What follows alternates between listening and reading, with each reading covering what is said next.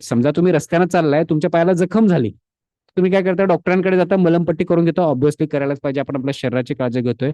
तसंच बऱ्याचदा नातेसंबंधामध्ये मनाला जखम होते, आणि जर मनाला जखम झाली तर त्याची पण मलमपट्टी होणं गरजेचं आहे. छोटी जखम असेल तर ऑटोमॅटिकली दुरुस्त होईल.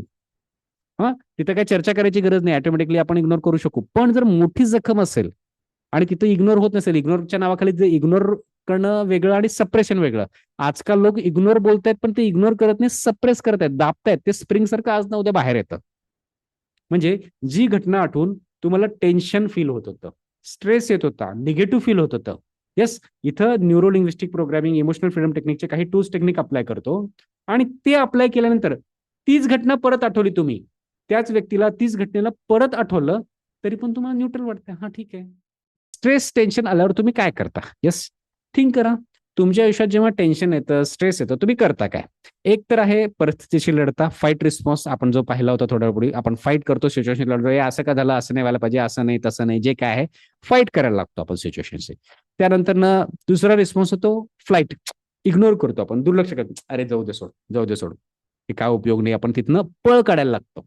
दुर्लक्ष करणं इन द सेन्स काय? दुर्लक्ष करणं, काही जण दुर्लक्ष करतात. आता बऱ्याच जणांना काय वाटतं की फाईट करून बघतात, तिथं सोल्युशन नाही सापडलं, फाईटमध्ये सोल्युशन नाही सापडलं, मग दुर्लक्ष करायला लागतात. मग दुर्लक्ष करणं म्हणजे काय? काहीतरी कामामध्ये लक्ष गुंतवतात, सोशल मीडिया आहे, काहीतरी खाणं आहे, शॉपिंगला जाणं, इमोशनल इटिंग आहे, किंवा सोशल मीडियामध्ये स्क्रोलिंग करणं आहे. हे काय आहे माहिती का? Flight response in the sense काय आहे माहिती का? की ह्याच्यामध्ये होतं काय फ्लाईट म्हणजे, की समजा तुमच्या आयुष्यात एक प्रॉब्लेम आहे आणि तिथं तुम्ही ते प्रॉब्लेम सॉल्व्ह करू शकत नाहीये, तर मग तुम्ही काय करताय की फ्लाईट रिस्पॉन्स आला, जाऊ दे सोड, त्याला टाळण्याचा प्रयत्न करताय तुम्ही. टाळताय म्हणजे काय? हे बघा, समजा तुमच्या घरात एखादं मेलेलं उंदीर आहे, त्याला खूप वास होते. मेलेलं उंदीर आहे, कचरा आहे, भाज्या निवडलेला कचरा आहे, कागदाचे तुकडे पडले, बरंच काय काय कचरा पडलाय, मेलेलं उंदीर पण पडलाय, किती घाण वास येतो. येस, आता घाण वास येतो, राजेंद्र सर म्हणतात दुर्लक्ष करतो. दुर्लक्ष करणं म्हणजे काय? मी तुम्हाला म्हणतो, मेलेलं उंदीर आहे आणि तुम्ही काय करताय? अरे घाण आहे म्हणून तुम्ही दुर्लक्ष करताय, इकडे तोंड करताय आणि तुम्ही टीव्ही बघत बसताय, की मोबाईलवर काहीतरी बघत बसताय, सोशल मीडिया. याचा अर्थ काय माहिती का? की म्हणजे ते घाण तर तिथंच आहे. येस, ते घाण तिथंच आहे, त्याचा त्रास तर तुम्हाला होणारच आहे, लक्षात घ्या. त्याचा त्रास हा होणारच आहे, आज ना उद्या होणारच आहे, कारण की ते तुमच्या घराची जागा व्यापत आहे. मग नंतर नंतर काय होतं माहिती का?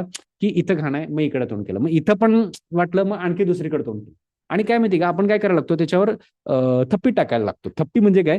की अरे हे तर मेलेलं उंदीर आहे, घाण आहे, कचरा आहे, नको वाटतंय, मग दुर्लक्ष करणं. मग काय करतात? नॅपकिन घेतात, त्याच्यावर टाकतात, समजा मेलेल्या उंदीरवर टाकलं, तात्पुरतं तुम्हाला ते उंदीर नाही दिसणार, घाण नाही वाटणार, पण नंतर थोड्या वेळानं वास येणारच आहे. मग काही जण परत दुसऱ्या दिवशी नॅपकिन टाकतात, तिसऱ्या दिवशी, दररोज नॅपकिन टाकायला लागतात, अशी थप्पी तयार होते त्याच्यावर.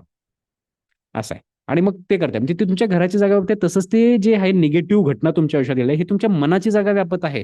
मनामध्ये तो सगळा कचरा साचला आहे, त्याला काढून टाकणं गरजेचं आहे. हे बघा, निगेटिव्ह कडे दुर्लक्ष करा आणि पॉझिटिव्ह कडे लक्ष द्या.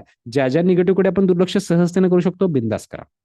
पण जिथं करू शकत नाही, तिथं त्याला फेस करणं गरजेचं आहे, त्याला रिझॉल्व्ह करणं गरजेचं आहे. रिझॉल्व्ह करणं म्हणजे काय? येस, रिझॉल्व्ह करणं म्हणजे काय? त्याला बाहेर काढणं आणि त्याला क्लिअर करणं, त्याचा कचरा साफ करणं. जसं की घरात कचरा आहे तर आपण साफ करतो, स्वच्छता करतो.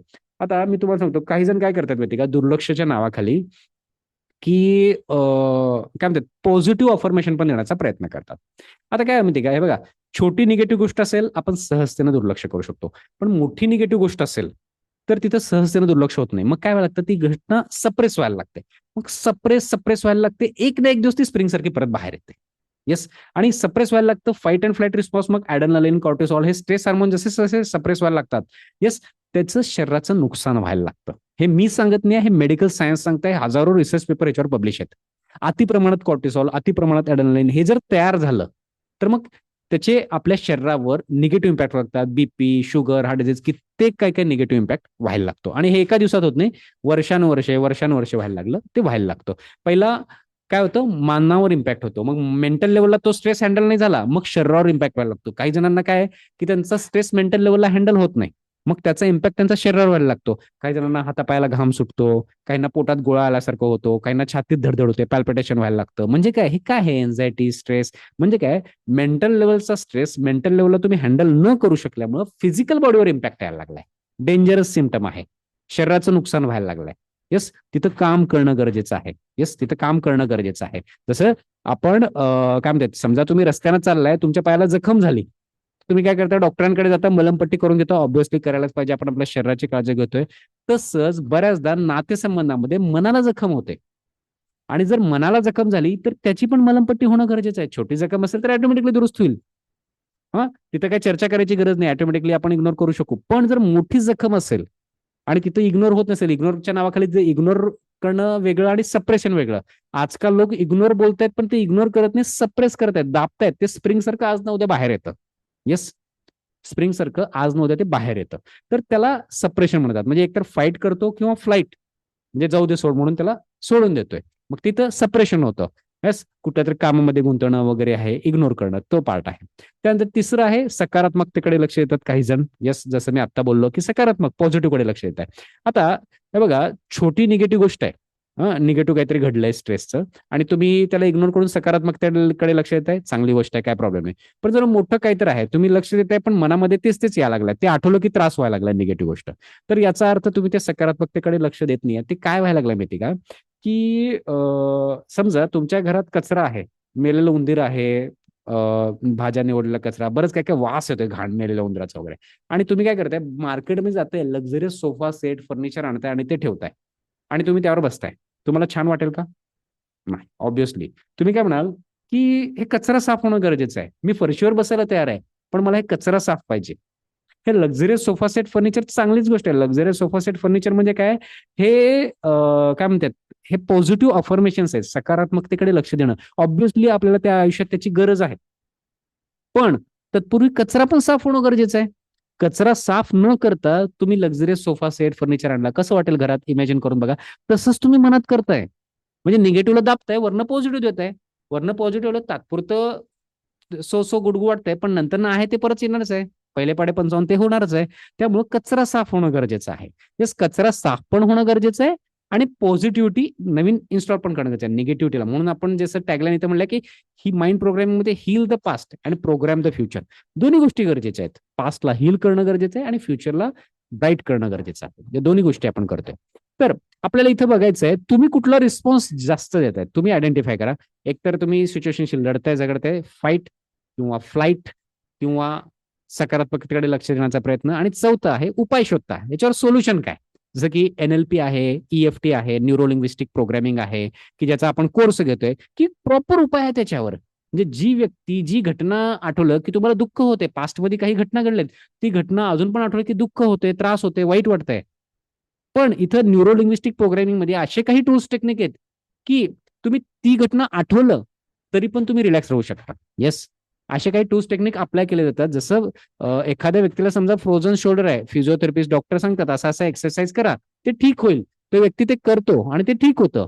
तसंच इथं काही मनाचे व्यायाम आहेत, मेंटल इमोशनल एक्सरसाइज आहेत न्यूरोलिंग्विस्टिक प्रोग्रामिंग इमोशनल फ्रीडम टेक्निकमध्ये, की ज्याही असे टूल्स टेक्निक आहेत ते केलं की तुम्ही मेंटली इमोशनली रिलॅक्स व्हायला लागता.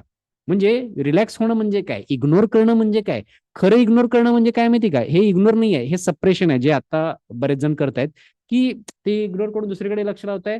पण ते होईल का काय, परत भीती वाटते किंवा ते आठवलं तरी त्रास होतोय, म्हणजे ते इग्नोर नाही आहे, ते सप्रेशन आहे. इग्नोर करणं म्हणजे काय, ती गोष्ट म्हणजे इथं काही टूल्स टेक्निक अप्लाय करतो आपण कोर्समध्ये, आणि ते केल्यानंतर नंतर परत ती घटना आठवली जरी तुम्हाला, तरी तुम्हाला काय वाटत नाही, हा ठीक आहे, आठवली तरी न्यूट्रल वाटतंय. म्हणजे जी घटना आठवून तुम्हाला टेन्शन फील होत होतं, स्ट्रेस येत होता, निगेटिव्ह फील होत होतं.